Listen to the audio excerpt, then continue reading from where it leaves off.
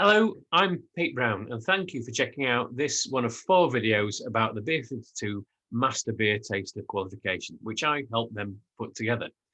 This is an enormously fun job because what we've done is we've taken 4 countries, each of which is famous for its place in the world of beer and in the world of craft beer. And we've gone to select not just our favourite beers from each country, but 8 different beer styles that originated in that country, which that country is famous for and celebrated for. And that's been a really, really wonderful journey. You get a box like this for each one of the 4 countries. And in that box, you get a book like this and 8 wonderful beers. So this box, out of our 4, is all about the United States of America. If you're new to craft beer, you probably think that the craft beer world revolves around the United States of America. And that's just testament to how much the Americans have done, how much they've kind of taken the idea of great beer, flavorful beer, experimenting with beer, and doing variety and diversity in beer, and really run with that idea more than anyone else has done in the last 100 years. It really is astonishing. And it's inspired the world, really, to reappraise beer. The American idea of what craft beer is has changed the image of beer globally. It's expanded the kind of the number of people who drink beer. It's helping to make beer more diverse. It's helping to make beer not just a drink for blokes, but a drink for anybody. It's helping beer shed its kind of images, kind of lagery, loutishness, that kind of thing. And helping beer get as much respect as other drinks such as wine. So thank you, America. I think what's interesting in the context of these 4 boxes is if you were going to taste them in any kind of order, I would say do America last. The other ones we've got are the UK, Germany, and Belgium. And those 3 countries are all old historic brewing traditions, which still survive today and give us our foundations for what beer is all about. What America has done is taken all those traditions, got them together, mixed them up, put its own spin on it, and thrown it back out into the world. And I think what this shows is that the character of a country's beer is the character of the country itself. You know, British beers are more reserved, more polite. German beers are a bit kind of cool. I'm going international stereotypes here. Belgian beers are just mad because Belgium is a mad country. And America is big and showy, but it's also a melting pot of the rest of the world's influences. Everything else from kind of old traditional European countries goes into America, gets mixed up, turn around, comes back out again. And that's exactly what's happened with beer.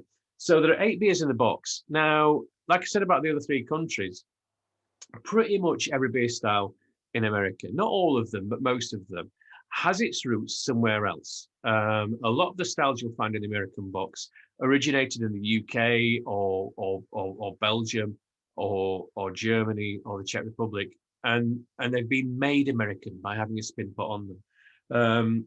And they're now American because that's how these things work.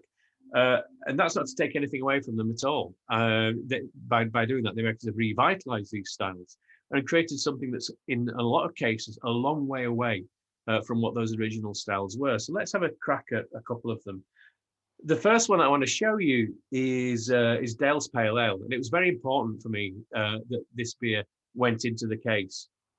American Pale Ale is kind of at the center of the map of craft beer. It may not be the most exciting beer you taste. It may not be the beer that changes your life. It may not be the beer that you remember and take with you forever, but it's the beer that sits at the center of the map. This is where it started. American craft beer culture started when they started copying British bitter pale ale styles, tried to recreate them, and did it with American hops. And with an outsider's view of not sticking to tradition or not having to stick to tradition if you didn't want to, and say, well, what if we do it differently? What if we do it our way? And that gave us American Pale Ale. And American Pale Ale led to IPA, and the success of that led to them getting confidence to do everything else they've done. And Dale's, another reason I would put this in. It's funny when you get these boxes, if you open them. I think in the British box, everything apart from one beer, I think 7 of 8 beers are in bottles. I think the same is true of the German box. I think maybe all the Belgian beers are in bottles. When you get the American case, every single one of them is in a can. And that's thanks to these guys. Cans, when I was growing up, were an inferior format to other ways of bottling. Bottled beer was always more premium than cans. And Dales said, well, if we look at cans again, canning can actually be a more superior format, more premium format to bottles. It's more environmentally friendly. It keeps the beer fresher because you don't get any UV rays going through this. And I remember in 2010 being in a pub in New York State when the sales reps from Dales came in. Oscar Blues, sorry. Dales is the name of the beer, Oscar Blues is the name of the brewery. The sales reps from Oscar Blues came in and said, do you want to try our canned beer? I said, no way, canned beer is shit. And they went, you have not tasted our canned beer. And they virtually had to pin me down to the floor and hold my nose and hold my mouth open and pour this in. And that changed my perception of canned beer as a quality beer. And I think I beat the rest of the UK by about 2 years in that. Yeah, I was into canned beer before all you guys were. But it really did. I have these such deep conceptions about cans tainting the taste and it being a cheap, trashy format and all that kind of stuff. No more. You know, cans are now the most premium format that you buy beer in. Like we were talking about in the English video, if you've seen that, this is Dale's Pale Ale. You might not think that is pale, but it is. It's pale compared to most beers. It's pale compared to all the beers that came before Pale Ale. This is your classic colour that you would get from like what we now call a West Coast IPA, which has only been called West Coast IPA and Pale Ale since East Coast came along and was even paler. So this is what Pale Ale and IPA used to look like. This color is kind of from the malts being some more characterful, deeper cooked malts, which give you deeper flavors. So instead of kind of crisp, digestive biscuit-like flavors, you're probably going to be getting some sweeter, more crystallized, sugary flavors in this. Which means if you're going to put a lot of hops in there, that's going to give you a backbone to cope with hops and not just be one-dimensional. But it's the hops you get on the nose. That's so wonderful. It's really nice tasting a box like this because although we've got a lot of British brewers now using American hops and using them as American brewers do, there's nothing quite like a fresh American style beer brewed by an American brewery where the hops are still good. And you're getting that kind of forest, that pine foresty thing, and also the tropical fruit thing together. And it's just elevating. It just lifts your mood. I'm thinking about summery fruits here in the middle of February in a bleak, cold, snowy London.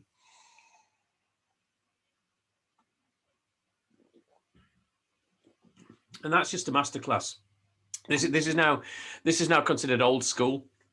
The rest of this box, we've got a lot of fruity, juicy, hazy IPAs and pale ales in it because, wow, that style has exploded and there's so many different variants of it now, so we had to include them in the box.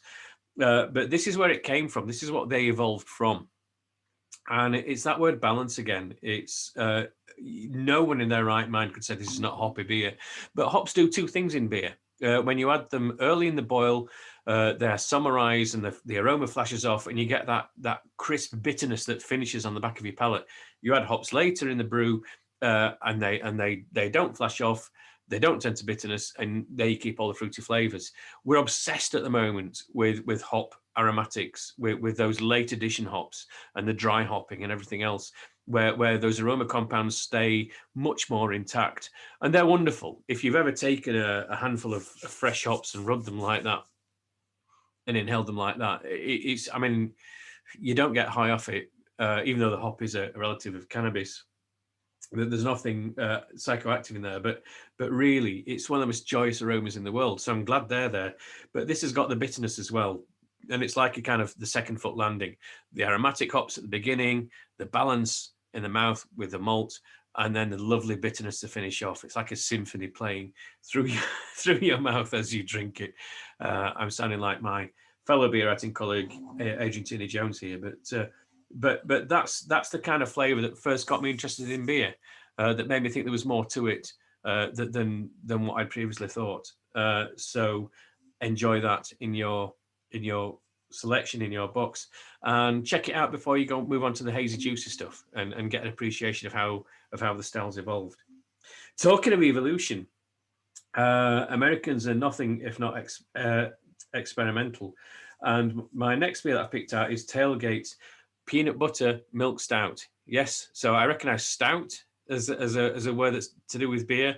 Milk stout is a beer style because it's you know a style of stout that's made with lactose. Peanut buttermilk stout. There's an interesting idea in cookery about flavor trails and flavor combinations. If you my friend Nicky Segnet wrote a book, The Flavor Thesaurus, which is about how flavors pair together and how you can build these different flavors, even if they might sound counterintuitive at the start. And a lot of high-end cooking these days is about ingredients that may look a bit bizarre when you juxtapose them against each other, but then in the mouth they go together really, really wonderfully. Now, I'm not a big fan of peanut butter. If you're old enough to remember Blue Peter and Half Man Half Biscuit songs, I don't normally like tomatoes, John, but this is delicious.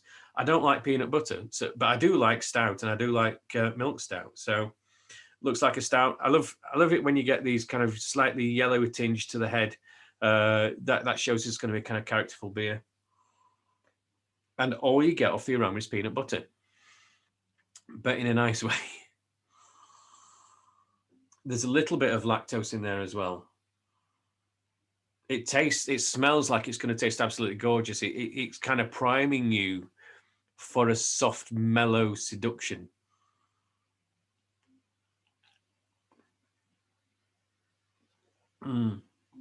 This is so often the case with added ingredients.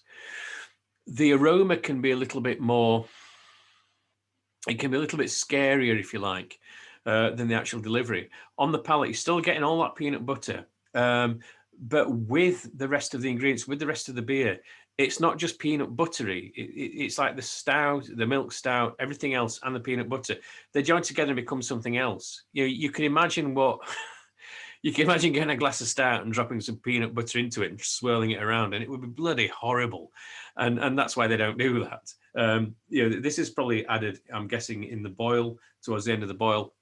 And so it has time to infuse with the rest of the ingredients. Through the process of fermentation, the addition harmonizes with everything else. And so you get something which has got those different ingredients in it, but hangs together as a whole. And it's easy to produce beers like this that can be gimmicky, or at least seen as gimmicky. But this is one that really, really works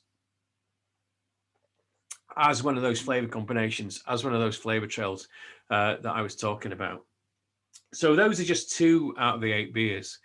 I think out of all the 4 videos that we've made for this, when I'm choosing 2 beers, these 2 represent the greatest difference. There's kind of a link between the 2 beers I've chosen from the others. And this is like, there's no link between these. They're poles apart.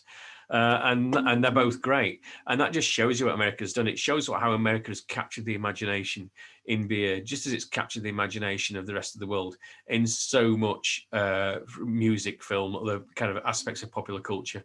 And beer is an aspect of popular culture these days. And it's great that America has helped make it so. So please do buy all 4 countries in this set. I'm sure you'll want to go to America first. And you may well want to just kind of dig into the hazy IPAs. But this is all about the broad diversity of beer styles, not just globally, but within each particular country. There's so much to explore. Start with the ones that you don't know. Start with the ones that are new to you, and then see how your favorites fit in. I hope you enjoy exploring the world of beer and beer styles. I hope you get a lot of fun, enjoyment, and knowledge out of looking at the 4 little books that I've put into this series. And I hope you do well in the very, very testing and demanding exam that follows each one to get your certificates.